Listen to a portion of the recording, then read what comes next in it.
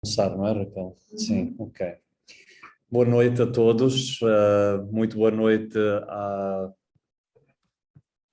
autora e convidada principal desta sessão, Maria Valéria Rezende, e também boa noite a Dora Ting Huang, também a nossa convidada a partir de Beijing. Gostava de dar as boas-vindas também a todos, naturalmente ao professor Murilo Jardelino, em São Paulo, e agradecer mais uma vez a uma proposta vinda desta dupla, não é? Professor Murilo Jardelino e professora Raquel Abissâmara, minha colega aqui na Universidade de Macau, Departamento de Português, para mais uma sessão através do CIELA, o Centro de Centro de Investigação para Estudos Luso-Asiáticos, aqui do Departamento Português da Universidade de Macau.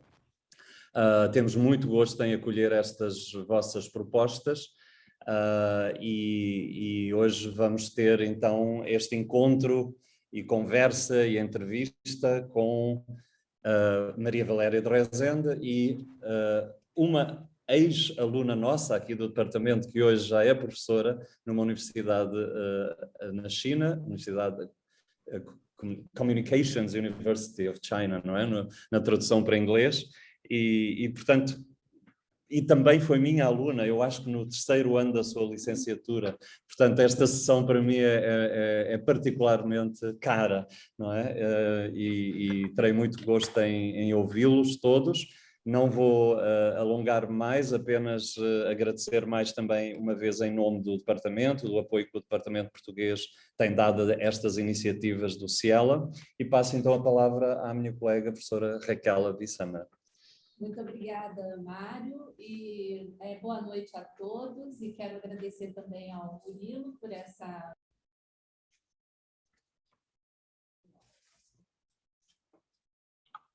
Muito obrigada, Mário, muito obrigada a todos, boa noite a todos. Eu quero agradecer ao Mário e ao Departamento de Português e também ao Murilo por essa organização e idealização deste evento. É uma alegria e uma honra muito grande ter aqui hoje conosco, como nossa convidada ilustre, nossa estrela, a escritora Maria Valéria Rezende, uma das mais notáveis autoras da atualidade no mundo de língua portuguesa, com uma literatura diferenciada, sobretudo por sua peculiar e rica experiência de vida. Maria Valéria Rezende nasceu em 1942, no meio da Segunda Guerra Mundial, na cidade portuária de Santos, no estado do Espírito Santo, no Brasil. E por falar de Santos, foi nesse espírito que Maria Valéria iniciou sua vida profissional, ou melhor, vocacional. Afiliou-se na década de 1960 a uma congregação religiosa católica, Cônegas de Santo Agostinho, o que naquela época e contexto significava também, como ela disse uma vez, uma possibilidade de viajar pelo mundo, de interagir em outros ambientes e continentes e de colecionar 1001 histórias sem fim. Atuou por algumas décadas como freira e educadora popular, não só no Brasil, como em vários outros países, seguindo uma trilha didática que, no meu entender, era uma junção da palavra mudo do educador Paulo Freire com as propostas da teologia da libertação de Leonardo Boff, promovendo assim a conscientização de pessoas pobres, desfavorecidas, marginalizadas e oprimidas socialmente, no sentido de levá-las a agir em favor da própria libertação. E hoje, Maria Valéria continua ainda firme nessa sua alma ativista, ao idealizar e reunir recentemente, em 2017, um grupo literário composto somente por mulheres, chamado Mulherio das Letras, com cerca de 7.000 escritoras, editoras, ilustradoras, pesquisadoras e livreiras no Brasil e no exterior. O propósito dessa ação é questionar, dar visibilidade e ampliar a participação de mulheres no cenário literário. Maria Valéria Rezende graduou-se em Língua e Literatura Francesa pela Universidade de Nancy, na França, e em Pedagogia na PUC de São Paulo. Tem um mestrado em Sociologia pela Universidade Federal da Paraíba, onde ela atualmente mora desde 1988, né, na cidade de João Pessoa. Ela publicou vários trabalhos de ficção e de não ficção, trabalhos literatura infantil também. Sua primeira publicação literária foi em 2001, com o livro Vasto Mundo. Ela ganhou em 2009 o Prêmio Jabuti na categoria de literatura infantil com o livro No Risco do Caracol. Em 2013, né, na categoria juvenil, infanto-juvenil, ganhou o prêmio com Ouro Dentro da Cabeça. Em 2015, recebeu o prêmio do Jabuti com o romance 40 Dias. Né? Em janeiro de 2007, ela recebeu o prêmio Casa de las Américas, que é com o romance Outros Cantos, né? E também esse mesmo romance ganhou o Prêmio São Paulo de Literatura e o terceiro lugar do Prêmio Jabuti em 2017. E em 2020 ela também ficou em terceiro lugar com o Prêmio Oceanos com o romance Carta à Rainha Louca. Convidamos para participar deste bate-papo com a escritora Maria Valéria Rezende, a recém-doutora e tradutora literária do português para o chinês, Ting Huang, que também conhecemos aqui no Departamento de Português como Dora Huang. Estamos também exultantes por contarmos com a participação de Dora Huang, pois é uma de nossas alunas egressas que cursou neste departamento a licenciatura em português e fez também aqui o seu mestrado em estudos da tradução.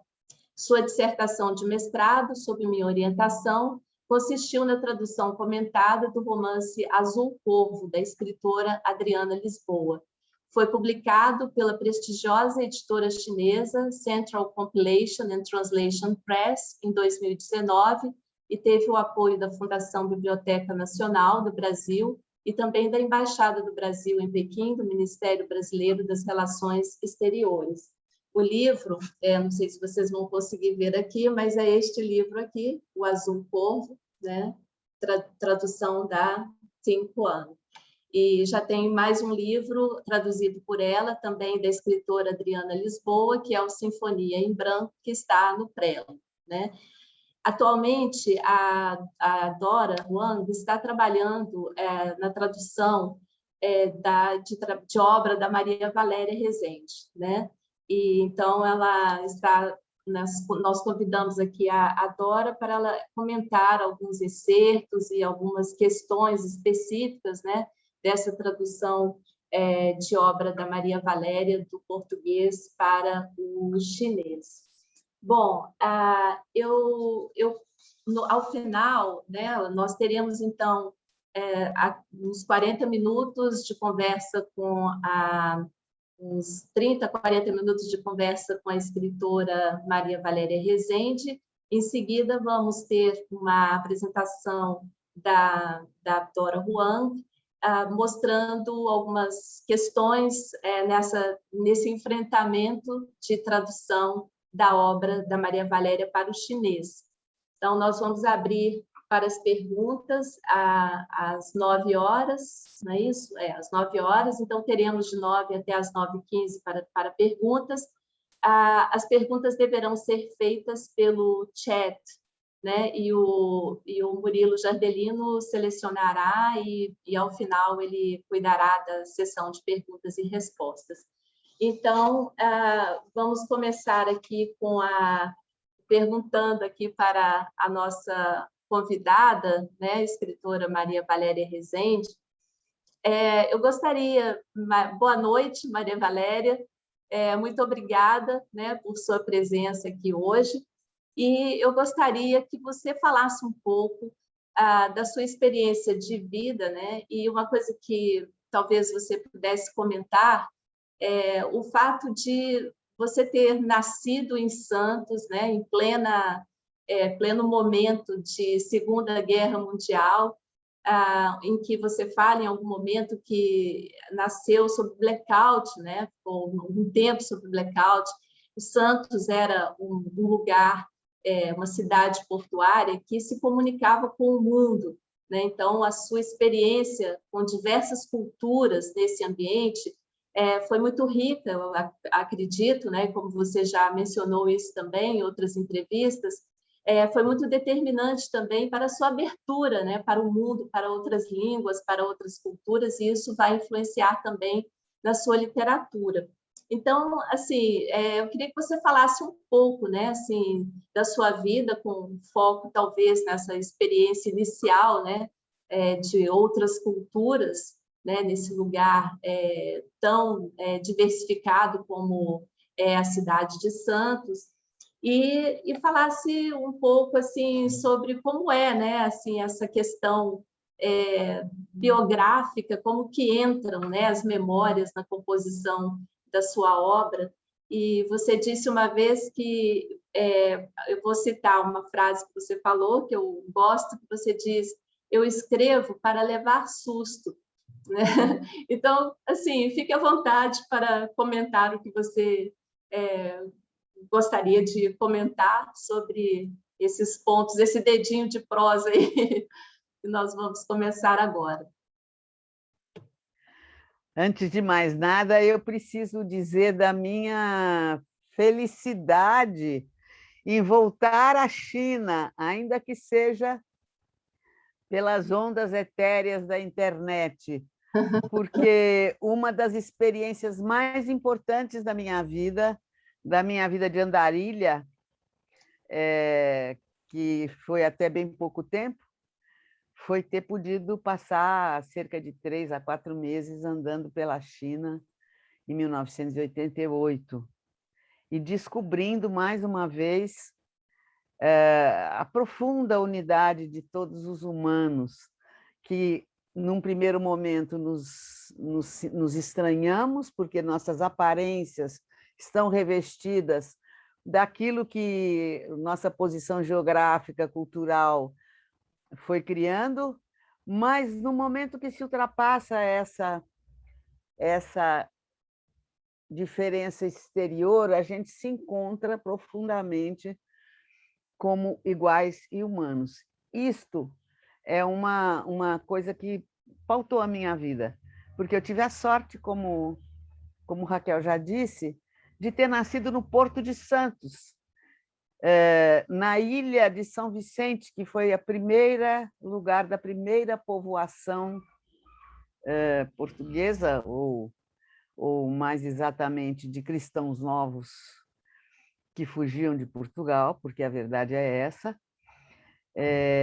dos quais eu descendo, e que era o porto da cidade, o porto onde se escoava, sobretudo já na era do ciclo do café, toda a produção cafeeira de São Paulo e depois toda a produção industrial de São Paulo, que estava crescendo nesse momento, e isso fazia daquela cidade uma cidade completamente internacional. Eu convivi com gente do mundo inteiro, entre aqueles que moravam na cidade por causa justamente das atividades de importação e exportação. Na quadra em que eu morava, em que eu cresci, passei minha infância, minha adolescência, havia famílias de 8 origens nacionais e continentais diferentes. E a criançada, naquele tempo, vivíamos como um bando só. Não íamos para a escola antes dos 6 anos de idade, então a nossa escola éramos nós mesmos. E brincávamos em todas as línguas, porque havia gente de todos os continentes, de diferentes religiões, diferentes festas, diferentes culinárias. E eu fui absorvendo línguas. Eu só fui descobrir que eu sabia italiano no dia que eu caí na Itália e fui obrigada a falar italiano e todo mundo me olhava normalmente e respondia. Eu aprendi espanhol também assim, não sei, sem saber como. desde cedo também fui alfabetizada em português e francês, porque, pronto, era assim, todo mundo, ali era o meio do mundo. E esse meio do mundo me fez a convivência também com pessoas que já tinham dado volta ao mundo, como um primo meu que era jornalista, e a Patrícia Galvão, mais conhecida como Pagu, que também deu a volta ao mundo e era minha amiga e me contava essas coisas quando eu era criança ainda, quando eu era pré-adolescente, me deu essa vontade de dizer, não, um lugar só é muito pouco para mim. É muito pouco para a gente viver, o mundo é imenso. E eu, por aí, peguei também o caminho, então, de... Naquele tempo, quando a gente era ainda muito pequena, com 12, 13 anos, já nos perguntavam, você já resolveu se quer casar ou quer ser freira? Essa é pergunta que hoje ninguém faz para ninguém, não faz sentido, não é? Ninguém imagina, ninguém pensa nisso. E eu, como a filha mais velha de 6 irmãozinhos, que eu tinha ajudado a crescer e criar, e via minha mãe ali dando duro para cuidar da família, eu pensava, não, eu não quero casar. Então, eu quis ser missionária, porque era para poder correr mundo. E, de fato, eu fui recompensada, porque pelas opções que eu acabei fazendo, por uma série de acontecimentos na minha vida, eu me dediquei à educação popular freiriana e fui uma das primeiras, da primeira geração que se internou aí, e isso acabou me levando realmente pelo mundo inteiro, inclusive para a China, que foi uma coisa transformadora na minha vida. E então é isso, a minha infância, eu nasci sob blackout, que a cidade de Santos era o alvo principal durante a guerra, para os submarinos. Então, durante a noite, o que é que se fazia? A gente jantava cedo, porque naquele tempo não tinha televisão para dizer que hora que vai ser o jantar. A gente jantava cedo, justamente para ter um serão agradável, que era contar histórias, ouvir ler um capítulo, um conto ou um capítulo de um livro, para quem era alfabetizado, ou contar histórias, que eu acho que a literatura oral é tão importante ou mais, porque é a origem de tudo, do que a literatura escrita. Ou declamar poemas. Eu venho de um tempo em que a poesia era algo que se proclamava, que se dizia em voz alta. Havia grandes declamadores que passavam por Santos, os navios passavam e traziam companhias de ópera, de balé, de teatro, declamadores, todo tipo de espetáculos que vinham para se apresentar, que vinham da Europa, vinham da Argentina, vinham de outros lugares para se apresentar no Teatro Municipal de São Paulo, mas antes a gente conseguia que eles se apresentassem também no Teatro Coliseu de Santos. Então, eu fui uma privilegiada, porque eu fui abastecida de matéria para a minha imaginação, para essa coisa estranha e sem fronteira, que é esse tesouro de memória e imaginação que a gente tem desde criança, que vai se formando, e de onde nós podemos tirar os mais belos retalhos para construir colchas muito bonitas, o mais bonita que nós podemos, fazendo o crochê para unir os retalhos. Maravilha. Eu vou fazer aqui uma pergunta da professora Sônia Haddad, que é a seguinte, ela fala assim, Luiz Rufato, em uma entrevista, disse que, ao entender que não havia figura do operário urbanista na literatura brasileira, percebeu um espaço onde ele poderia se colocar e contribuir. Sob essa ótica, gostaria que você, Maria Valéria, abordasse a construção da personagem Alice no romance 40 Dias, essa narradora que, ao longo do livro, muda de tamanho diante dos olhos do leitor, provocando que a narrativa não fique fixada no drama íntimo e pessoal de uma mãe com uma filha. Alice, essa mulher de meia-idade, que vagando por uma Porto Alegre, onde circula uma humanidade marginalizada e excluída, se dispõe ela cita agora a Maria Valéria, cita você, a ouvir histórias de gente quase reduzida a corpo e dor, quase, fecha citação. Então, se você pudesse comentar um pouco o que é esse romance, né, premiado, né, Prêmio Jabuti, se você pudesse comentar um pouco sobre o enredo desse romance e sobre essa personagem Alice, seria interessante. Olha, é curioso, porque esse romance ele foi fruto de várias coisas que aparentemente não tinham nada a ver uma com a outra, que de repente se juntaram na minha cabeça e geraram esse romance. Uma primeira coisa foi que a minha geração, pelo menos aqui no Brasil, foi a primeira que, em número considerável, as mulheres tiveram coragem de sair, desfazer casamentos difíceis e em que elas sofriam muito. Antes disso, as mulheres que eram desquitadas eram chamadas de mulheres deixadas, largadas, supondo-se que era sempre o marido que largava a mulher, porque as mulheres não tinham autonomia para decidir nada sobre sua vida. Na minha geração, as mulheres conquistaram essa autonomia, de dizer, eu não quero mais. E como os maridos não pagavam direito de suas pensões, ou eram pensões muito ridículas, e as mulheres é que ficavam com as crianças, elas foram também em número muito maior para o mercado de trabalho, trabalhar para poder manter os seus filhos, sua família, se manter. E isto fazia com que sonhos pessoais, por exemplo, escrever, ou viajar, ou, enfim, fazer um curso de pintura, fossem adiados para quando os filhos crescessem, ficassem autônomos e essas mulheres pudessem se aposentar.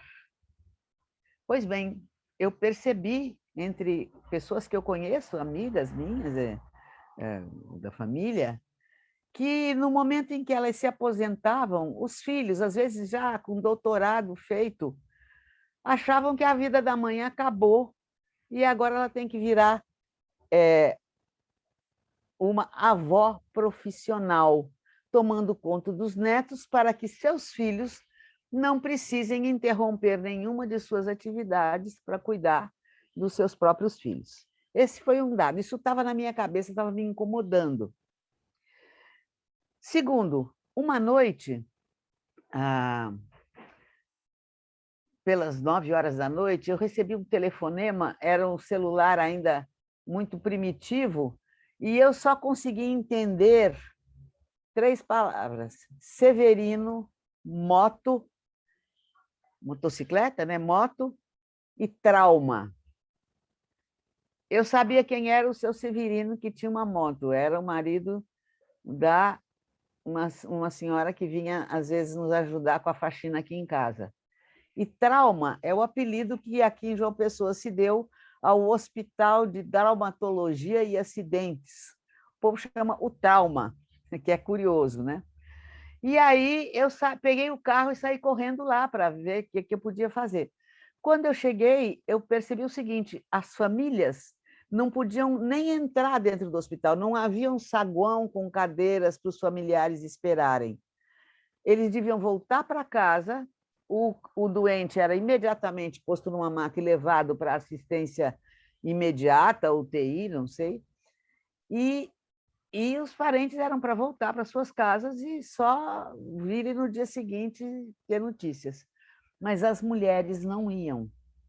Então, eu encontrei, às 10h da noite, uma porção de mulheres, às vezes descalças, vestidas com um shortinho, um bustier, morrendo de frio, porque era a roupa que elas estavam, e se enfiaram na ambulância junto com seu filho, seu marido, seu irmão, seu pai, ferido, porque em geral eram os homens que são os mais acidentados, baleado, enfim. E depois elas ficavam lá, sentadas no meio-fio, em volta do pouso de helicóptero, em volta do hospital.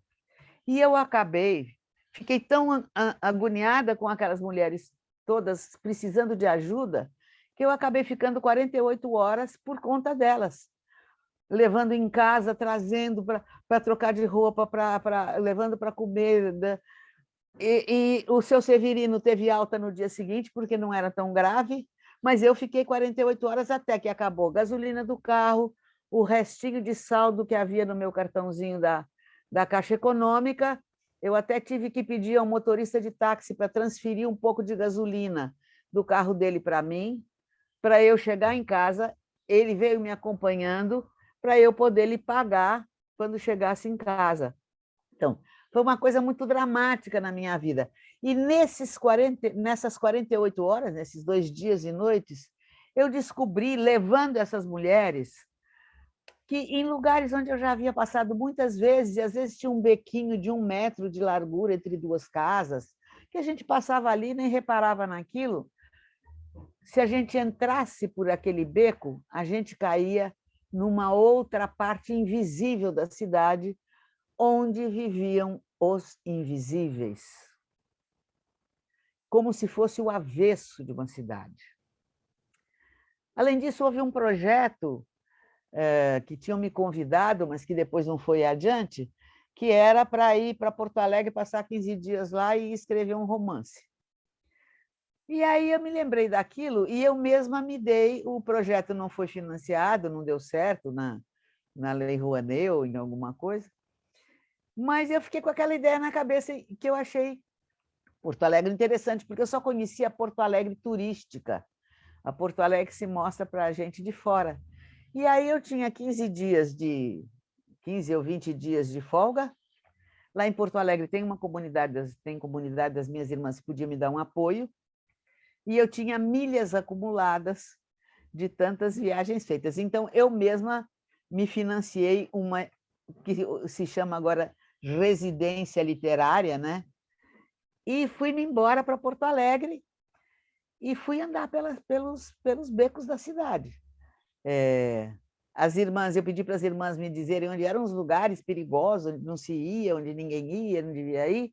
Elas me fizeram uma lista, me disseram, olha, se você quiser ir lá, vai conosco, porque eles nos conhecem, porque é perigoso.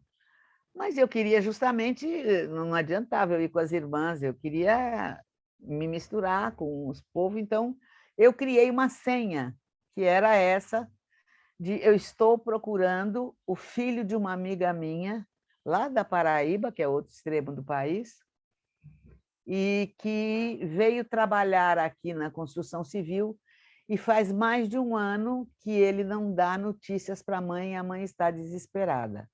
Ele se chama Cícero Araújo. Será que ele morava aqui? E falar... Cícero Araújo tem em cada esquina na Paraíba, né? Ou no Nordeste, por causa do padre Cícero e porque Araújo deve ter sido o primeiro português que desembarcou e ficou aqui, porque Araújo somos todos. Então, eu fui com isso, e isso é um abre-te sésamo.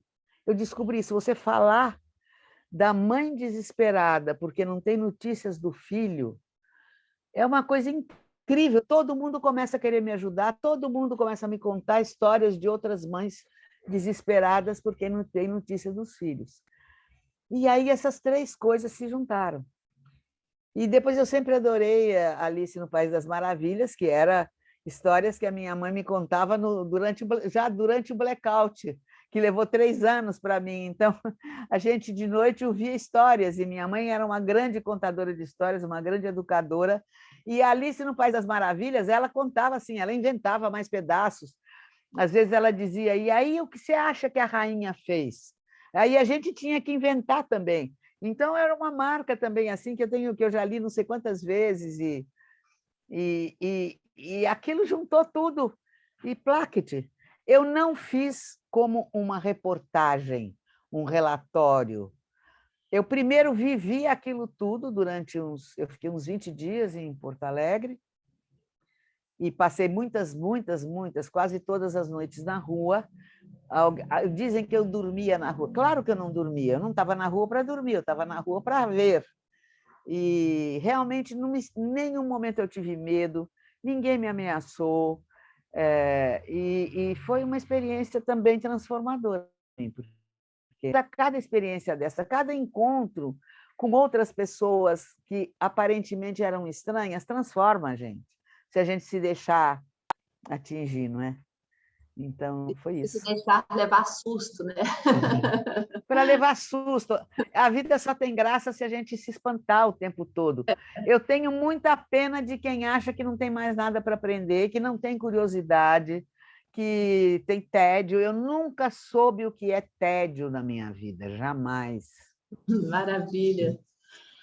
Maria Valéria, eu gostaria que você falasse um pouco também sobre o seu romance A Carta à Rainha Louca, né? Que contasse um pouco dessa história e que nos dissesse como foi esse processo, né, de criação dessa obra, porque ele é um livro que se passa com uma linguagem do século XVII, né?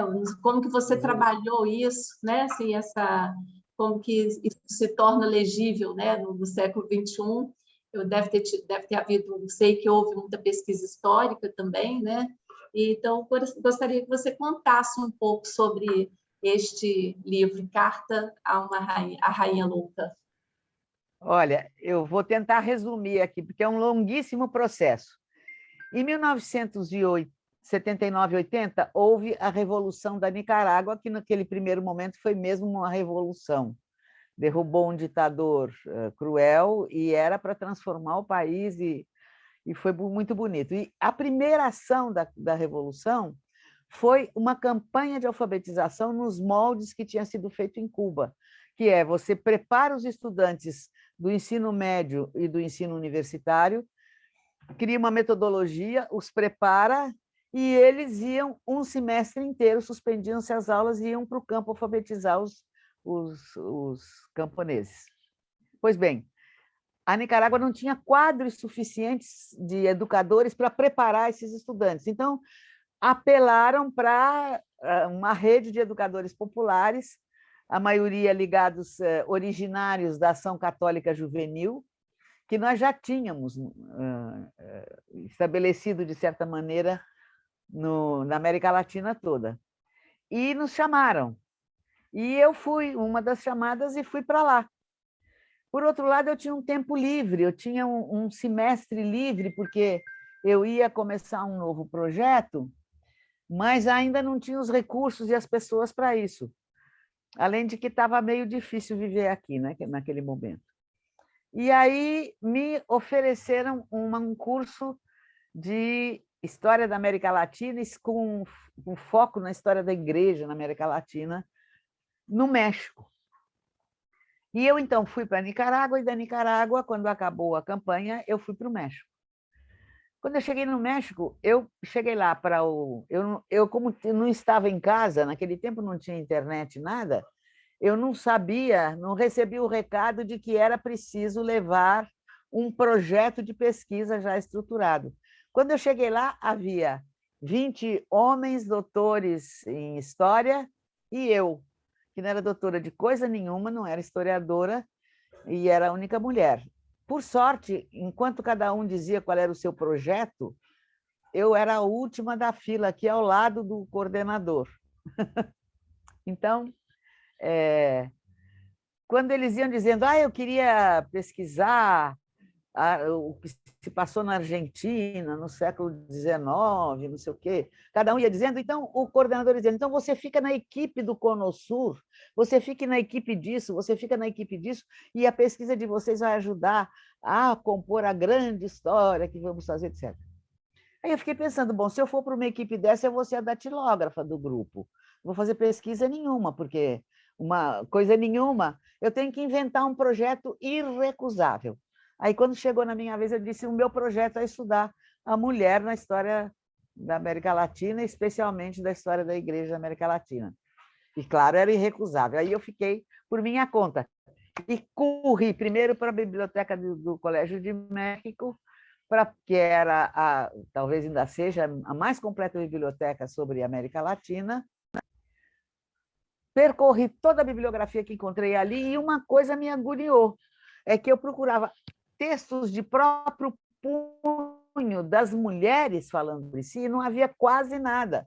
Claro, havia Juana Inés de la Cruz, cuja própria biografia já me deu uma indicação de que ela queria ir para a universidade, se vestir de homem para ir para a universidade, o pai não deixou, ela pegou e foi para o convento para poder ler e escrever em paz. Então, eu fiquei curiosíssima com aquilo, porque se alguém me perguntar qual é a minha maior qualidade, a minha maior virtude, eu vou dizer e sempre foi a curiosidade, que os outros achavam que era defeito, mas eu acho que é uma grande qualidade. Então, eu comecei aí, em 1980, a me meter nos arquivos dos conventos, procurando os escritos das freiras. E aí eu fiquei com uma mania. Durante 40 anos, eu fazia isso sistematicamente, cada vez que eu passava por um país do mundo ibérico, fosse Portugal, Espanha, fosse na América Latina. Eu reservava, tirava, ficava uns 4, 5 dias a mais para poder me enfiar em algum arquivo. E fui colecionando coisas que era assim um hobby quase. E acumulei uma coisa imensa.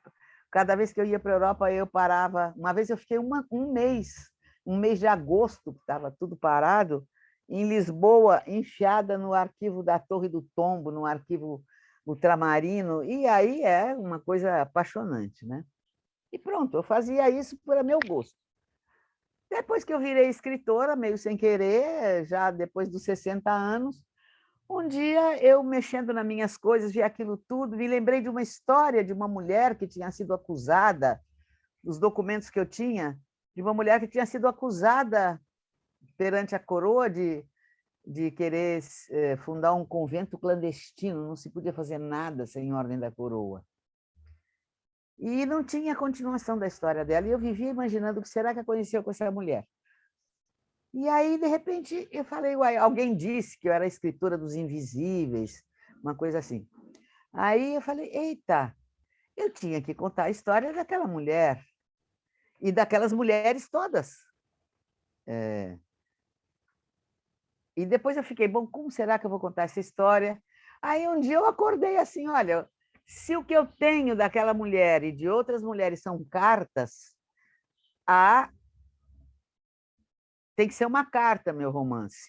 E aí eu comecei a escrever essa carta louca, ou lúcida demais, onde eu enfiei tudo que eu sabia, tudo que eu achei, tudo que eu imaginei, muito do que eu imaginei,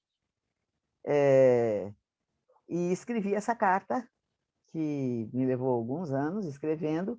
Eu não tive muita dificuldade com a linguagem, porque como eu vivi muito tempo no campo, e eu não posso viver sem ler, e às vezes eu já sabia de cor os livros que tinha comigo ali no povoado em que eu morava, mas tinha um padre muito erudito lá perto que tinha coleção inteira dos sermões do padre Antônio Vieira, por exemplo, e coisas parecidas. Então, quando eu podia, eu passava por lá e pegava um volume do padre Antônio Vieira e Vápit. Eu já tinha lido também em casa, porque meu pai também era um grande leitor, a gente tinha uma biblioteca em casa, era uma família de escritores, a gente tinha uma biblioteca bem séria em casa e nada era proibido ler. De maneira que eu fui escrevendo sem preocupação.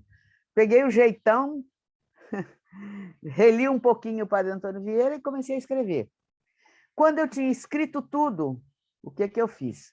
Eu fui, onde eu tinha alguma dúvida, eu fui ao dicionário eletrônico que dá a datação de quando a palavra aparece escrita em algum documento, E aí eu substituí aquelas palavras que eu tinha usado e não estavam em uso no século XVIII e também substituí as palavras que podiam parecer muito difíceis, deixando algumas para deixar o sabor. Então, também a minha hipótese é que os escribas oficiais, eles escreviam o mais arrevezado possível, que era justamente para as pessoas de baixa qualidade, que não deviam saber daquelas coisas, não pudessem ler e não pudessem competir com eles, e não pudessem escrever. Então, eu fiz ali um compromisso entre... Mas eu realmente escrevi um texto que uma mulher do século XVIII, do ponto de vista formal, poderia ter escrito. Mas aí eu tinha uma outra dificuldade, que era como que eu, com a minha cabeça de feminista, posso me enfiar dentro de uma personagem do século XVIII, uma feminista do século XXI. Então, eu usei aquele truque em que tudo que ela diz que parece excessivo ou crítico demais, que pode se duvidar que uma mulher do século XVIII já tivesse essa consciência, ela mesma diz, eu devo estar maluca, porque como é possível eu dizer essas coisas que eu nunca ouvi ninguém dizer igual? Então, ela mesma duvida da sua sanidade. E quando ela acha que exagerou, e ela pode ofender a rainha, ou pode ser ela arrisca. Risca, mas continua no mesmo papel, porque ela não tem papel e tinta. Então, isso foi a estrutura. Agora, eu levei 40 anos pesquisando, mas eu levei um ano escrevendo, porque também tive uma bolsa foi a primeira vez que eu tive uma bolsa, ou a segunda, para escrever, do Itaú Cultural, e isso me permitiu, durante um tempo, alguns meses, me fixar nisso e terminar o livro, que, aliás, é um livro interminável. Ele é interminado. Se eu quiser, quer dizer, se eu quiser não, se eu sobreviver, eu poderei escrever uma trilogia que está na moda, né? E vende mais. Então é isso. Tá certo, muito obrigada. Tem em uma entrevista você comentou sobre essa forma, né, de rasurar aquilo que você tinha dúvidas, né, se poderia caber na fala de uma mulher do século XVIII, e aí você diz exatamente isso, né? Ela rasura, né? A personagem rasura na carta quando ela não tem certeza, porque ela diz: eu devo estar louca de estar pensando numa coisa dessas que eu nunca ouvi ninguém dizer. E aí você completa, acho que é uma maneira metafórica de dizer que muita coisa é verdade ainda, né? Eu achei bastante interessante essa fala sua. Eu sugiro, então, que nós passemos agora para a apresentação da Dora, para que a Dora possa falar um pouco sobre a tradução que ela está fazendo de obra da Maria Valéria Rezende, das dificuldades ou de especificidades que ela tem encontrado, que ela desse uma amostrazinha, né, que eu sei que é um vasto mundo, né, de questões, mas que ela nos desse aqui uma pequena amostra, né, dos problemas ou, né, das questões intrigantes que ela tem encontrado aí no caminho. Pode ser, Dora? Você dividiu.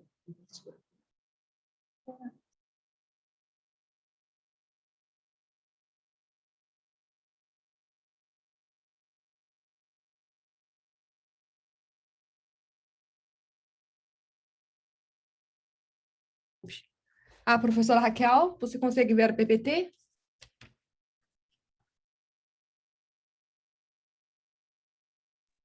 Okay. Olá. Professora Raquel, tudo bem? Consegue ver o PPT? Ah, sim, Dora. Ok, estou ok. Também. Pode tá. proceder. Sim. Então, boa noite. Primeiramente, eu gostaria de agradecer ao convite para participar do evento. Agradeço também a presença da senhora Maria Valéria, todos os participantes e ouvintes, e agradeço o empenho de organizadores envolvidos com a elaboração desse evento, né? Particularmente a professora Raquel Abissamara, o professor Murilo de Artilino e, claro, o professor Mário Nunes. E hoje eu vou falar de uma maneira bem resumida sobre os comentários da minha tradução do conto Valete de Copas. Então, depois da minha leitura do conto em chinês, os comentários abordarão principalmente 3 assuntos mais característicos, né, como eu diria, mais desafiadores no meu processo de tradução.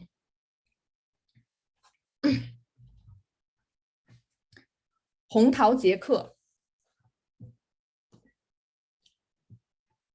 一夜，芭芭拉一如既往的，一边等着出门应酬深夜未归的丈夫，一边百无聊赖地玩着那款名为《耐心》的纸牌游戏来打发时间。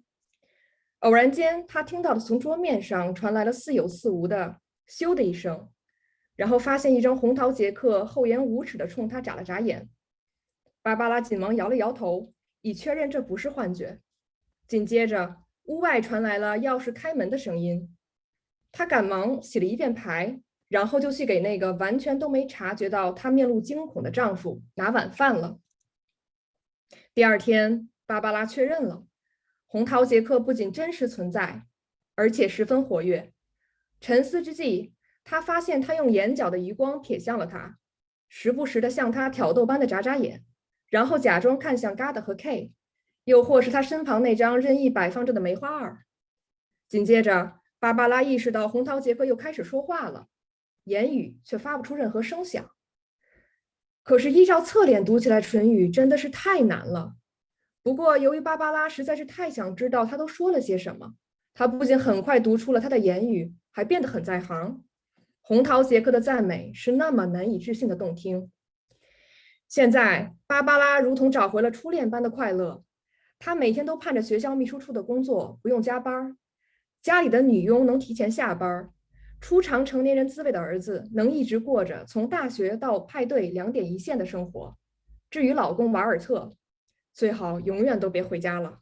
而这一切的一切，都是为了那张红桃杰克能够再次从那副牌中出现。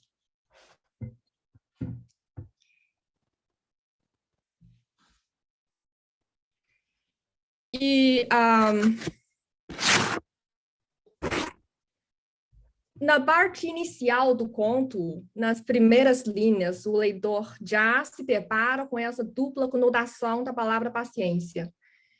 E aqui paciência, na língua fonte, pode ser compreendida a nível abstrato, que diz respeito ao estado de ficar paciente, né? E ao mesmo tempo, a nível concreto, a palavra paciência, ela se relaciona com o específico jogo de cartas, que é um jogo que é para se jogar sozinho, e é supostamente o jogo de cartas mais famoso mundo afora.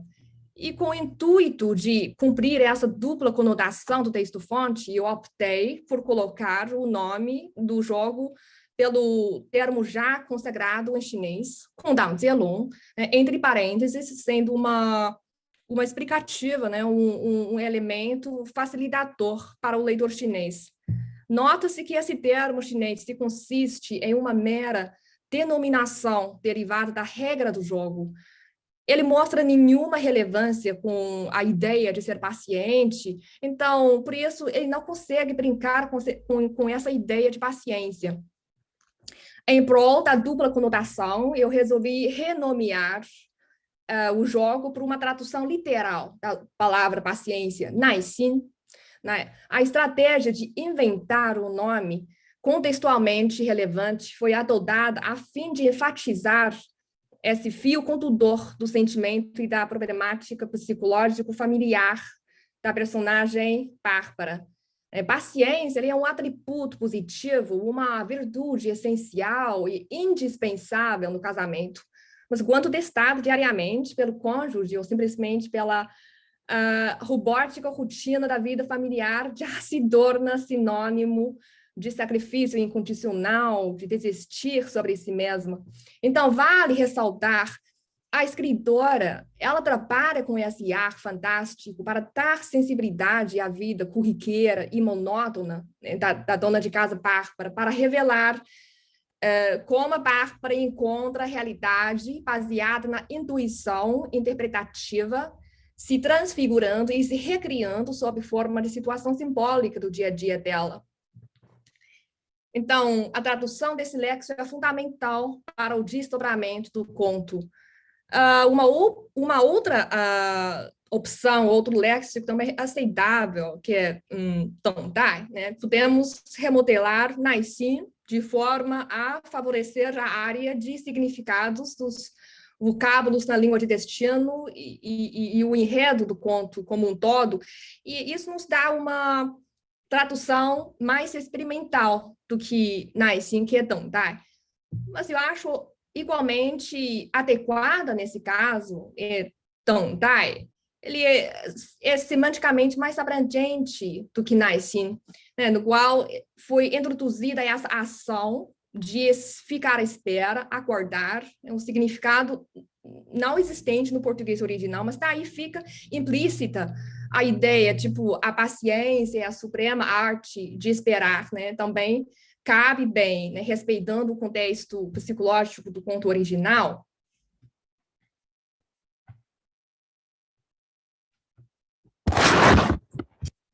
E próximo, eu gostaria de falar sobre essa característica mistura de expressão oral e não oral do conto original, que também tentei manter na minha tradução. Para verter essa palavra descaradamente, eu privilegiei a palavra em chinês 厚颜无耻, ao invés de expressões informais orais, que é mais também semanticamente aceitáveis, né? Por exemplo, 不要脸的 或者厚脸皮的, apesar do fato de que todas essas expressões mencionadas consigam capturar, recriar a iconicidade do texto-fonte, que nesse caso tem o verbete cara, a face, né, como o signo estético principal no texto-fonte. E também como no outro exemplo, embaralhou depressa as cartas e se deu conta de que ela estava assustada, também uma expressão bem oral, né? Mas ela queria tanto entender que pegou logo o jeito e ficou craque. Também são expressões orais. Eu recriei como 他不仅很快读出了他的言语还变得很在行, também uma expressão bem oral em chinês. A seguir, é mostrado o tratamento de um outro fator intratextual, que é a transmissão exata do conteúdo essencial, a busca da suposta fidelidade da forma, ou digamos, né, da valorização da letra, não deve comprometer a transmissão exata do conteúdo do texto-fonte, pois no conto sumamente sucinto e condensado, tal como o texto em questão, já não existe conteúdo ou informação inessencial. E tem esta frase exemplar a esse respeito. A empregada vai embora mais cedo, o Altínio vai direto da faculdade para a balada. Então, essa palavra faculdade, a ideia de que o filho da Bárbara já completou 18 anos, está fazendo faculdade, é claramente relevante para a contextualização da história. Então, ele indica um casamento duradouro. Não somente a faculdade, mas também se registram outros pormenores que contribuem para o desenvolvimento do conto. Então, esses detalhes ganham relevância ao agregar atenção às questões importantes como solidão, desgaste familiar e fuga da realidade que a escritora visa problematizar com o conto. E o outro exemplo que não coloquei neste slide é a exata tradução dos verbos no segundo parágrafo do texto, né? Inclusive, olhar bem com o rabo do olho, piscar maliciosamente. E esses verbos estabelecem uma imagem que o valete de copas tem capacidade de ouvir e falar com muita sensibilidade. Então, e mantém o texto num ambiente ambiguamente sexual.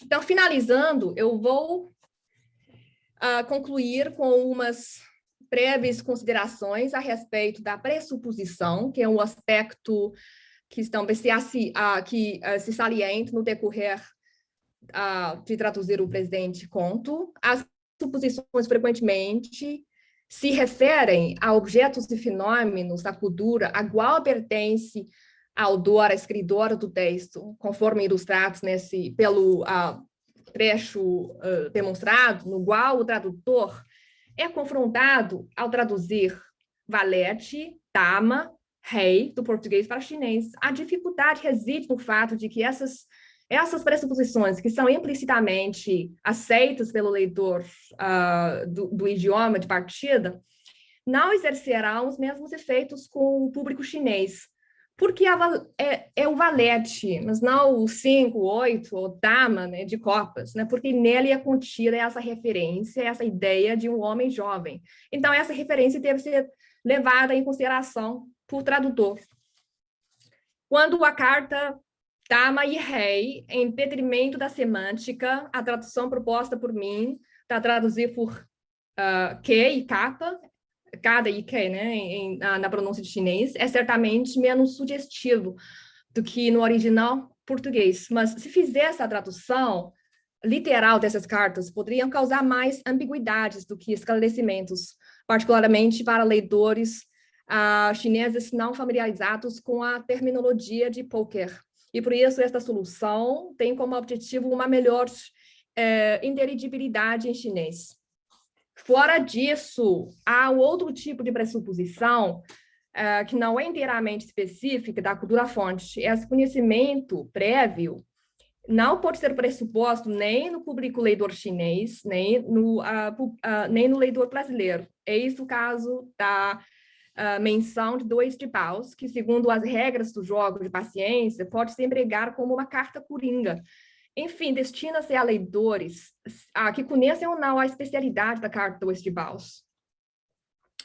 Bem, isso conclui minha apresentação de hoje. Agradeço a todos por terem me ouvido. Muito obrigada.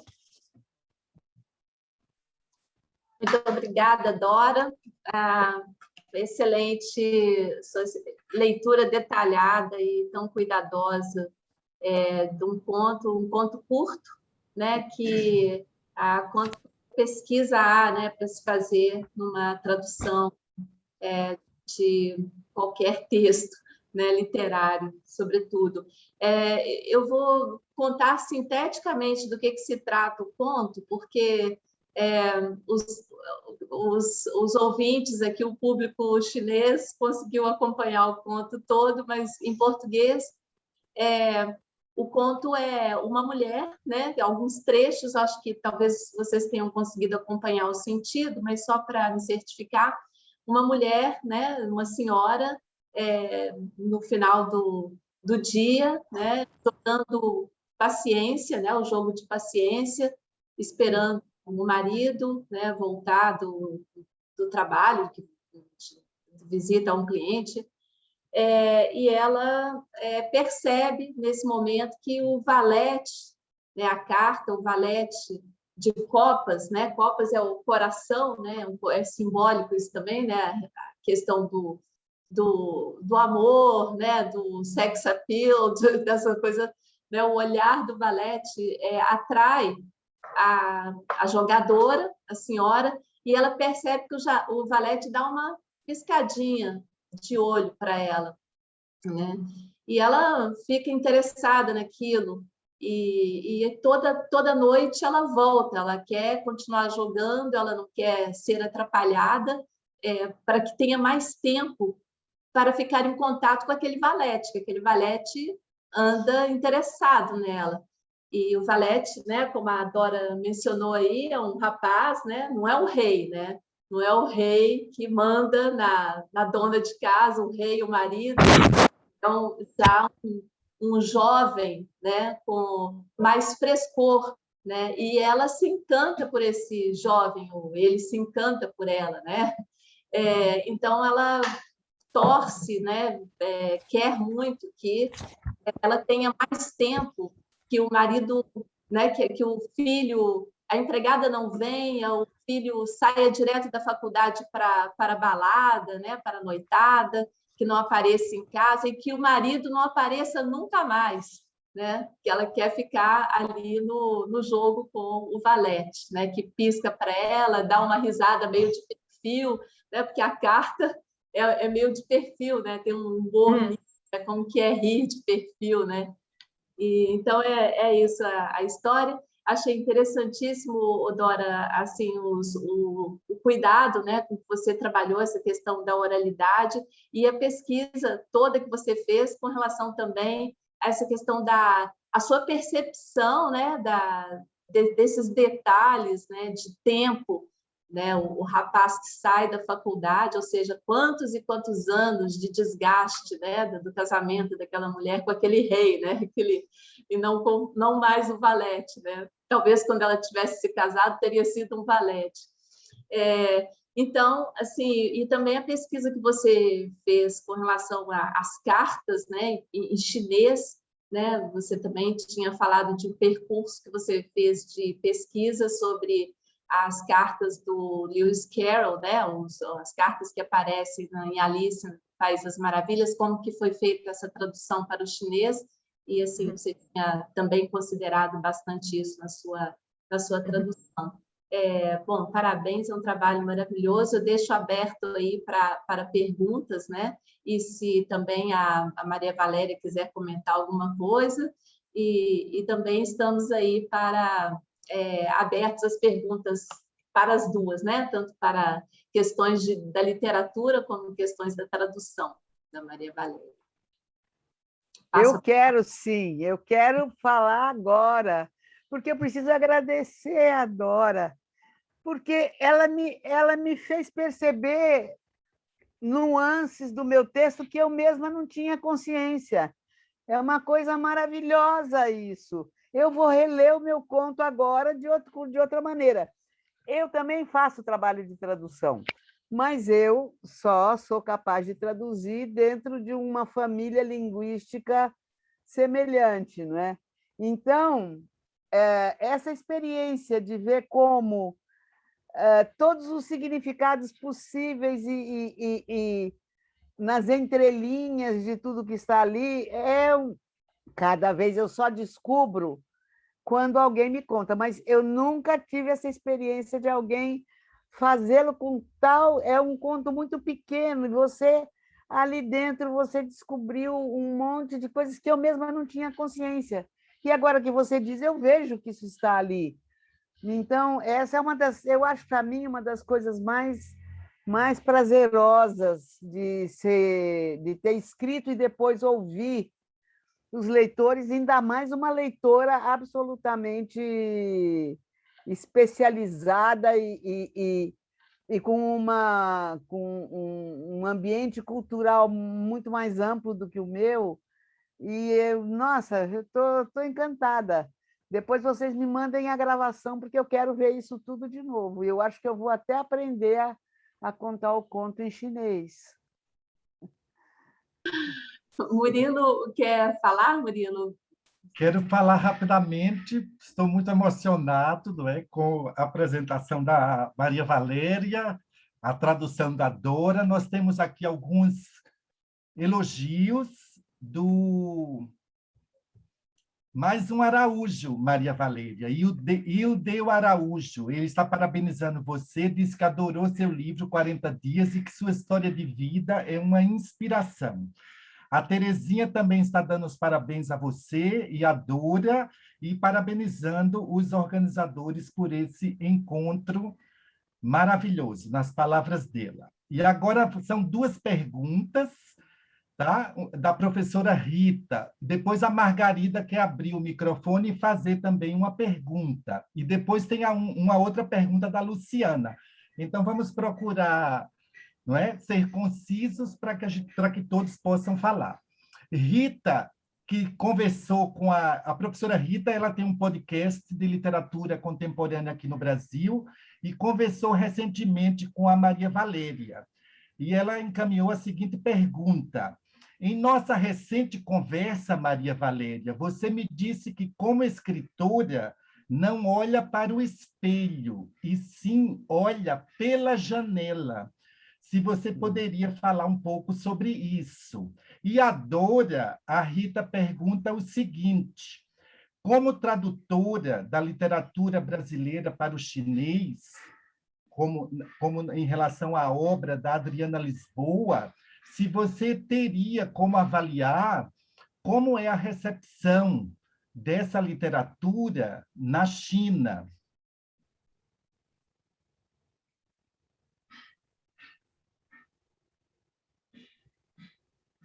Eu prefiro que a Dora responda primeiro, porque eu estou louca para ver a resposta dela. Tá certo. Muito obrigada pela pergunta, é muito interessante, uma pergunta muito interessante. É assim, esta obra de Adriana Lisboa, que eu traduzi há anos, né, que foi publicado, esse romance foi publicado no ano 2019. E acho que foi bem recepcionado aqui na China. Por quê? Porque eu sempre, de vez em quando, eu dou uma olhada nessa plataforma que tem a variação de todos esses livros, traduções, né? A literatura estrangeira, que tem, na China nós temos esta plataforma online que se chama Douban. E eu sempre eu vou a esse fórum, né, para olhar essas observações, né, essas mensagens deixadas por os outros leitores chineses. Às vezes deem umas observações muito valiosas, né, tipo aqui tem as frases, né, meio confusas, né? Lá o estilo dá um pouco sabe, que causa estranhamento, e eu tiro muito proveito, né, dessas plataformas. E, de modo geral, a literatura brasileira contemporânea não é muito importado aqui na China, mas acho que já começou essa tendência a ser cada vez mais traduzida e importada aqui na China continental, né? Principalmente na China continental. E eu espero que meu livro, essa tradução de Adriana Lisboa, pode inspirar mais repercussões e pode inspirar mais livros a ser traduzidos, né, para a China. E é assim. Muito obrigada pela pergunta. Bem, eu acho que há, assim, grosso modo, dois tipos de escritor, que, a partir do que os próprios escritores dizem sobre si mesmos, que eu tenho lido, e também a partir da literatura de cada um. Tem um escritor, e eu acho que isso é mais comum entre os poetas, mas também entre os prosadores, que revela que escreve a partir de uma inquietação pessoal, interior, subjetiva, e escreve para poder esclarecer a si mesmo. E o conteúdo, em geral, do que eles escrevem é justamente um mergulho do sujeito narrador ou de um outro narrador sobre um sujeito na interioridade do sujeito. E eu acho que isso tem a ver um pouco com a personalidade de cada um. Existe um outro tipo de escritor, que é onde eu me ponho, que eu não sou uma pessoa introspectiva, nunca fui. Eu sempre, como eu já disse aqui, a minha maior qualidade sempre foi a curiosidade. Então, eu não me vejo, eu não escrevo poesia. Quando eu escrevo é uma brincadeira, eu faço haikais, porque o haikai é exatamente isso. Você não olha para o espelho, você olha pela janela, você tira uma fotografia do real fora de você. Antigamente, o fotógrafo nunca aparecia na fotografia que ele fazia, porque era impossível, a tecnologia não permitia. Agora não, agora a gente fica inundado de selfies, em que o próprio fotógrafo é o primeiro que aparece nas fotografias que faz. Então, a comparação do haikai com a fotografia já não é muito esclarecedora. Mas eu acho que é isso. Então, eu sou desse tipo. Eu estou sempre xeretando a vida dos outros. Aqui no meu escritorinho tem uma parede que dá para a rua e eu pus uma fila de cobogós. E, às vezes, as pessoas se encostam ali no muro para conversar, na rua, e eu me sento numa cadeirinha do lado de dentro e fico ouvindo aquela conversa. Não sei quem é, não ouço a conversa toda, mas aquelas poucas frases que eu ouço me abastecem de linguagem, de temática, são como um gatilho para a minha imaginação. Então, eu acho que eu um dia disse isso, eu resumo assim, eu gosto mais de olhar pela janela do que para o espelho. Aliás, na casa que eu morava durante vários anos no interior, não tinha espelho. E cada vez que chegava algum hóspede para ficar uns dias comigo, começava a procurar espelho, tinha que ir na casa da vizinha para poder se olhar no espelho, porque na minha casa não tinha. Foi ótimo para mim, porque me liberta da preocupação com a minha aparência, sei lá. Obrigado, Maria Valéria. Raquel, eu vou passar a palavra a duas ouvintes. A professora Margarida Malina, que vai fazer uma pergunta diretamente, e a mestranda na Universidade Federal do Rio de Janeiro, que estuda, é pesquisadora da obra de Maria Valéria Rezende, a Luciana Duarte Nascimento, em seguida. Margarida, você está mutada.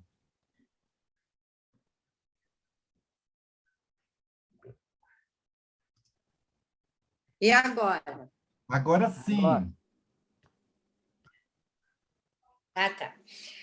É porque esse sistema, esse Zoom, depois ele pergunta se eu quero mesmo desativar o microfone. Eu não conhecia essa questão da tecnologia. Eu clico, né, e desligava. Bom, em primeiro lugar, eu gostaria de agradecer, é uma honra poder estar aqui, ouvir vocês, agradecer, quer dizer, a organização do evento, né, que foi, eu acho que é uma coisa fantástica para a literatura brasileira, e a fala da Maria Valéria e da Dora, né? A Dora me pareceu uma pessoa extremamente detalhista, fazendo um trabalho primoroso nas considerações que ela teceu pelas palavras levantadas do texto da Maria Valéria. Mas, Maria Valéria, eu adorei, né, a sua trajetória, que eu conhecia por cima, e eu gostaria que você falasse, vou te fazer uma pergunta assim, ela é genérica, mas para mim seria muito importante. Você se diz feminista, e o mundo hoje está bastante complexo, essa coisa, inclusive, que você colocou, muito bem colocado, com relação à questão das selfies, né? Quer dizer, hoje as pessoas, os autores da fotografia, eles aparecem junto com o fotografado ou com o ambiente que é captado. Assim como essa coisa de olhar pela janela, xeretar, que você disse, adorei você usar a palavra xeretar. Eu gostaria que você me dissesse como que você vê a questão do feminismo hoje e o feminismo nos próximos anos. Porque está tudo uma revolução, né? Considerando, por exemplo, sei lá, eu participei de movimentos feministas nos anos 80. né, ativamente. Hoje, na verdade, eu me digo feminista por postura, por atitudes, etc. Se você pudesse fazer algumas considerações sobre isso, eu super agradeceria. Agradeço desde já, na verdade. Obrigado, Margarida. Olha, na verdade, eu acho que eu fui sempre feminista desde criança, sem saber. Eu tive a sorte de nascer numa família fora da caixinha. O meu pai era santista e a minha mãe mineira. Eu avós em Belo Horizonte, e morávamos em Santos. Então, eu passava pelo menos 4 meses por ano em Belo Horizonte. As duas famílias eram de artistas e, inclusive, tinha escritores. Eu, desde cedo, soube que as mulheres todas escreviam, mas só as mulheres solteironas é que podiam publicar, porque não tinha homem nenhum para mandar nelas e reclamar coisa nenhuma. Porque, estranhamente, eu percebia que, quando eram os homens que escreviam qualquer coisa, era considerado literatura. Quando as mulheres escrevem alguma coisa, era considerado confissão. Então, uma mulher escreveu um livro de poemas de amor, o marido vinha vir reclamar, mas para quem foi que você escreveu isso? Certamente uma crise na relação, como se diz hoje, né? Então, eu nunca quis que ninguém mandasse em mim, entendeu? Porque os meus pais e os meus avós não mandavam em mim, eles me orientavam. Quer fazer isso? Então aprende a fazer direito. Eu me lembro que, com 8 anos de idade, eu já trabalhava com uma serra circular, porque meu avô era antiquário, restaurador, e eu fui me meter lá, e ele disse, então aprende a fazer direito. E não mexa aí. Eu tinha condições, eu tinha que fazer lá e só fazer quando ele estava presente, por prudência. Mas então, sabe, e eu notava que não era assim com os outros, com as outras meninas, né? E pouco a pouco, né? Claro, eu já na adolescência eu li a Simone de Beauvoir, Le Deuxième Sexe, porque a gente tinha uma grande vantagem lá em Santos, é que os navios tinham bibliotecas, sobretudo os navios de carga, porque o marinheiro não tinha o que fazer, não existia televisão, nem internet, nem nada disso. Na hora de folga, ou ele tocava gaita ou sanfona e cantava, ou lia. Então, como o espaço nos navios de carga é minúsculo para a tripulação, eram poucos livros, e as tripulações muito internacionais. Então, eles tinham que ter livros de várias línguas. Então, eles chegavam no porto e trocavam nos sebos do cais. Então, os sebos dos cais de Santos eram uma coisa maravilhosa. E eu me lembro justamente o dia que eu encontrei um livro em chinês, que eu não podia compreender nada, era de trás para diante, de frente para trás, nada, mas a ideia de que aquilo tinha vindo do outro lado do mundo era tão maravilhosa que eu comprei aquele livro na mesma hora, e esse livro ainda existe, ele está lá guardado na casa da minha irmã, eu acho, porque era uma preciosidade, sabe, a minha fantasia era o mundo inteiro. Então, é isso. O mundo, eu acho o mundo mais interessante do que eu. Eu sou o que eu recebi do mundo, então eu quero receber mais. Então eu vivo espiando pela janela. Não estou muito interessada nos meus profundos sentimentos. Aliás, uma vez eu fui fazer psicanálise, porque na minha congregação, antes de fazer os votos perpétuos, prudentemente, naquele tempo a gente tinha que fazer alguma terapia. A gente escolhia o método, o terapeuta, mas tinha que fazer, para saber o que escolha que estava fazendo. E o meu terapeuta me deu alta logo, disse, não, você vai embora, você está aqui ocupando o lugar de gente que está sofrendo e precisando. Porque, não sei, eu não fui complicada, não sou complicada interiormente, então não tem muito o que fuçar, não tem muito o que pesquisar. Acho, pode ser que eu me engane completamente. eu gostaria só de perguntar uma coisa, complementando a pergunta aí da Margarida. Algumas mulheres parece que podem ter sido referenciais também no seu percurso de vida, né? Como, por exemplo, você mencionou aí a Pagu, né? A Patrícia Galvão, que foi uma figura muitíssimo interessante, né? E naquele contexto em Santos, né? Na década de 60, se não me engano, não me lembro. 50. 50, foi 40 e 50. Quando ela morreu em 62, quando ela montou uma cinemateca, alguma coisa... o teatro. Não, isso aí é assunto para outras lives. É muita coisa. Mas, assim, é somente saber... A Pagu, por exemplo, parece ter sido um modelo, né? Assim, feminino, assim, desse caminho feminista, né? E outros modelos mais que talvez você tenha encontrado na vida, né? Assim, nesse seu percurso em Santos, nesse vasto mundo que foi Santos também, que é Santos, né? Mas não só, porque eu, com 30 anos, me enfiei no sertão de Pernambuco, depois do interior da Paraíba. E aí, gente, vamos falar a verdade, são as mulheres que seguram tudo, porque, inclusive, a grande maioria das mulheres é o que nós chamamos de viúva de marido vivo, porque o marido migrou para São Paulo, para o Rio de Janeiro, para procurar ganhar a vida e mandar dinheiro para a família. Então, a vida local são as mulheres que sustentam. Isso aí eu vi, por exemplo, no meu livro Outros Cantos, tudo que eu conto ali era assim. Eu conto a partir da minha experiência de viver num povoado do sertão de Pernambuco, onde todo mundo só fazia tecer rede.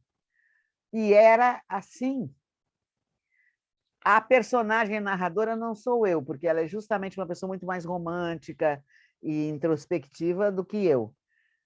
A narradora é uma personagem de ficção. Porém, o contexto que ela descreve, vocês vão ver justamente que as mulheres são sempre... Mas não é por culpa minha, é porque a realidade é assim. As mulheres é que seguram as pontas da vida, que garantem. Os homens, um homem pega uma gripe, né? Na mesma hora ele desaba na cama e fica chorando e pedindo... Não cuida de ninguém, os homens não sabem cuidar. Claro que hoje isso está mudando. Eu tenho um monte de jovens amigos, eu tenho o privilégio de conviver muito mais com gente que podia ser meu neto, que entrei tardiamente na literatura. Então, isso, os meus amigos literários, é tudo meus netos. Então, eu vejo que isso está mudando. Eu tenho um sobrinho, por exemplo, que ele é músico, ele que fica em casa compondo e cuida das crianças e da casa e da comida e de tudo. E a mulher dele é doutora em neuropsiquiatria e vai trabalhar fora. E ela diz que ela gosta muito, porque quando ela chega em casa, ele fez uma comidinha ótima para ela, está todo contente esperando por ela, compôs uma nova canção para ela e não está cansado e chateado do trabalho de neurologista também. Bom, Luciana. Oi. Primeiramente, obrigada pela oportunidade, gente, estar aqui. É uma alegria imensa ver a obra da Maria Valéria sendo traduzida para o chinês. Eu gostei muito, Dora Huang, da conversa que você falou, que eu pude entender do português, né, das palavras que você captou, achei muito interessante. A minha pergunta é para Maria Valéria. Antes de mais nada, Maria Valéria, eu sou uma grande fã do seu trabalho, eu já li todos os seus livros e eu resolvi pesquisar a sua obra no mestrado. Eu faço mestrado na Federal do Rio de Janeiro. Particularmente, eu trabalho Outros Cantos e vou da Agora Vermelha, trabalhando a questão da memória, do feminismo e da contação de histórias, da oralidade. A minha pergunta é mais sobre a contação de histórias e oralidade. Como para a senhora é essa questão da contação de histórias na sua obra poética, a importância dela? Olha, eu não sei se eu tenho uma obra poética, eu só conto histórias, eu conto histórias e faço haikais, e tem razões diferentes. Na verdade, Olha, só apareceu televisão na minha casa quando eu tinha 16 anos. Eu nasci 10 anos antes da primeira televisão começar a emitir no Brasil. A gente, o disco mesmo, tudo isso era um luxo. Não existia, era tudo muito... Então, nós tínhamos que produzir o nosso próprio entretenimento. Então, a palavra era nossa grande... Nem telefone, era complicadíssimo ter telefone. Então, isso de se juntar com cadeiras na varanda ou na calçada, hoje ninguém mais pode se sentar com com cadeiras na calçada, porque é muito perigoso. Mas durante grande parte da minha infância, toda a minha infância e adolescência, isso era normal. A gente se sentava, às vezes, com os vizinhos na varanda, na calçada, e todo mundo contava caso, contava história. Você ouvia a mesma história 20 vezes em 20 versões diferentes, porque cada um contava de um jeito. Então, sabe, depois eu fui viver no interior da Paraíba, e num tempo em que ainda... Agora eu não sei como é, porque faz uns anos que eu não estou podendo fazer essa experiência, inclusive por causa da idade e tudo. Mas nos dias de feira, eu me lembro quando eu morava em Guarabira, a feira era quarta e sábado. Eu não deixava ninguém botar programa nenhum, compromisso nenhum para mim nas quartas e sábados, entre as 4 da manhã e as 10 da manhã. Aí eu me levantava às 4 horas da manhã, tomava meu banho, me vestia, saía correndo para a feira para ficar ouvindo os cantadores de cordel, os emboladores, os improvisadores, sabe? Aquilo era uma coisa tão fundamental para mim. Desde criança que eu tinha cadernetinha para tomar nota de palavras novas que eu ouvia, que depois eu ia perguntar. Muitas vezes eu ouvia escondido a conversa dos adultos, porque não era para ouvir conversa dos adultos, né? Ela vai brincar lá fora, vai. Aí eu voltava rastejando e me escondia atrás do sofá para ouvir a conversa dos adultos, porque era muito mais interessante. Se não queriam que eu ouvisse, é porque eu precisava ouvir, com a minha curiosidade. E aí eu ouvi uma palavra que eu não sabia, depois, mais tarde, eu perguntava para outra pessoa, o que quer dizer tal coisa?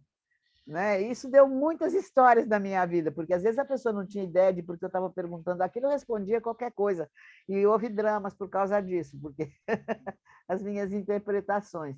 Então, quando eu comecei a escrever O Voo da Guará Vermelha, eu comecei a escrever, e eu gosto muito de ler as páginas em voz alta para perceber o ritmo, mas eu não sei fazer isso por a parede. Então, eu sempre acho uma vítima para ouvir. E aqui a gente, na nossa comunidade, uma irmã portuguesa, fadista, com uma sensibilidade para isso enorme, eu sempre pegava ela como vítima. E quando eu escrevi as primeiras 30 páginas do Voo da Guará Vermelha, eu pedi para ela se ela podia ouvir. Ela, claro, eu vou ouvir. Sentou lá. Depois que eu li algumas poucas páginas, ela me disse, espera aí, você não me disse que era cordel que você estava escrevendo. E aí eu descobri que eu estava escrevendo em heptassílabos. Porque, ou veja, eu estou escrevendo a partir da oralidade. Talvez a oralidade tenha uma importância tão grande na minha formação como escritora, quanto a leitura, que sempre fui uma leitora absolutamente voraz. A minha média eram 2.000 páginas por semana. Agora, não dá para ser tanto, porque eu não enxergo nada, eu tenho que ler em livro digital numa tela desse tamanho, mas assim mesmo eu leio, continuo lendo. Eu não posso viver sem ler, é como tomar café, almoçar, jantar, tomar banho, dormir, acordar. E conversar também. Conversar também, sou muito conversadeira. Eu gostaria de fazer uma última pergunta aqui, do colega e professor Ricardo Montinho. Ele quer saber, Maria Valéria, se você descobriu outras senhas sociais para entrar nas comunidades, além daquela da amiga né, da amiga procurando pelo filho, né, no 40 dias, né? Se você descobriu outros tipos de senhas sociais como essa. Olha, em geral é o seguinte, se você não tiver medo, ninguém tem medo de você. Isso aí eu já comprovei em qualquer lugar do mundo. Se você simplesmente sair andando pela rua sem medo de ninguém e com uma fisionomia tranquila, todo mundo te assume. E uma coisa, uma historinha que eu vou tentar contar rapidamente, que me aconteceu. Quando eu estava vivendo na Argélia, eu passei um tempo na Argélia em 1972, uns 3, 4 meses também, e eu quis ir visitar uma aldeia, uma cidadezinha que era toda murada, como muitas vezes grande parte das coisas são muradas. E tinha só uma portinha, as ruas são muito estreitinhas.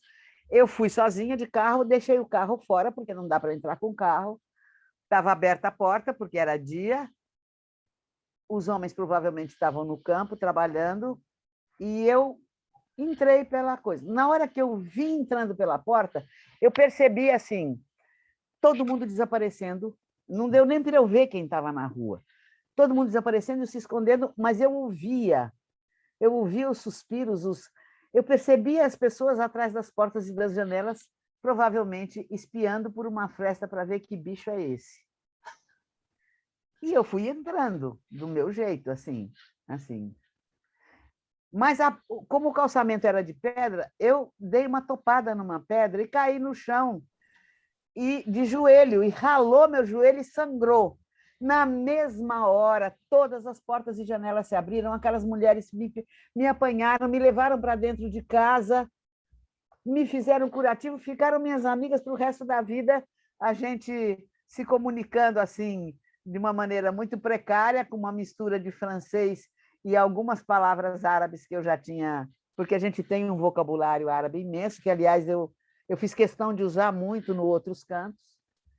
É isso, sabe?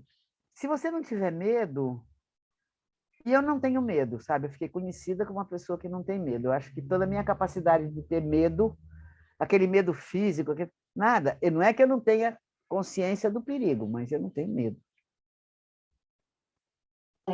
Não ter medo é uma senha. Excelente. Eu queria também fazer mais um comentário da Mara Pimentel, que ela diz: excelente evento, me apaixonei pelo livro 40 Dias e agora ainda mais pela Maria Valéria. Então, assim, eu gostaria de saber se o Murilo tem mais algum comentário, alguma questão, ou se podemos ir caminhando para encerrar por causa do horário. Poderíamos continuar aqui indefinidamente. Mas, só fazer aqui a leitura de uma mensagem da Margarida, né, direcionada a Maria Valéria: a sua sensibilidade capta realidades complexas da alma das mulheres. A Margarida disse aqui: eu quero agradecer mais uma vez à professora Raquel, ao professor Mário, ao Ciela, quero parabenizar a Dora pelo belíssimo trabalho, pela participação, pelo aceite do convite aqui para estar conosco, e em especial a essa querida Maria Valéria Rezende, que também disponibilizou do seu tempo para conversar conosco.